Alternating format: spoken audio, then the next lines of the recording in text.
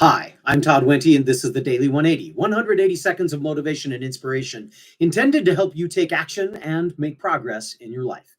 This is episode 586 of the Daily 180, and today, continuing our series on of stuff coming from Tribe of Mentors, talking about Graham Duncan, a quote that he gives I think is so powerful. Now, when he gives this quote in the book, he's actually talking about how do organizations continue on in the face of change, and he talks about the idea that sometimes the second in command moves on, or sometimes a divorce happens, or all these other kinds of things that can derail business projects. And what he says is this.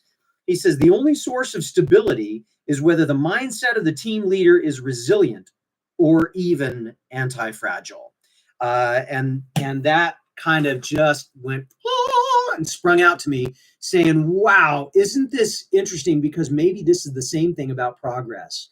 See, when we're making progress, when we're trying to make progress, the reality is we're going to face resistance. We're going to face resistance from all kinds of directions. In this last year, I have faced so much resistance to moving forward with a doctoral degree, to moving forward with my own business endeavors, to moving forward to try and help another individual and getting involved in a startup, to just finding more full-time employment. I mean, it has been a really difficult year, and the year is not even over yet. It's only been about 9 months.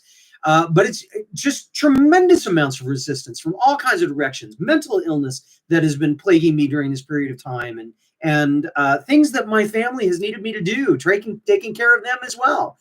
All kinds of resistance that has really gotten to a point where sometimes you wonder if it isn't that you're just holding still, maybe you should just stop. Maybe you should give up all these other things. Maybe you should just abandon the process. But that's where anti-fragile comes into this. That's where resilience comes into this. Sometimes the biggest factor of resilience is that you have not let go of your goals, of your dreams, of the things that you're working toward. You have not allowed yourself to backslide to a place where you say, you know what? I'm done. I wash my hands of it. I'm over. I'm just going to be like everybody else. I'm going to watch TV. I'm going to dedicate myself to numbing myself. Resilience is what keeps us there and says, you know what? I may not have made an awful lot of progress today, but at least I didn't backslide. I may not have made an awful lot of progress today, but at least I'm keeping my eye on the prize. I may not have made a lot of progress today, but I'm going to be open to the idea of making progress tomorrow. If there is one thing that I would encourage anybody that's watching this video to do, if you're having difficulty feeling like you're making progress, accept it for what it is, but be resilient enough to say, but I can make progress tomorrow. I can give it another go tomorrow. I hope this has been useful for you. If it has, please share it with your tribe. Perhaps not the most professional and in a new office, but you know what? That's what it's like. We make progress. We do it where we can do it, right?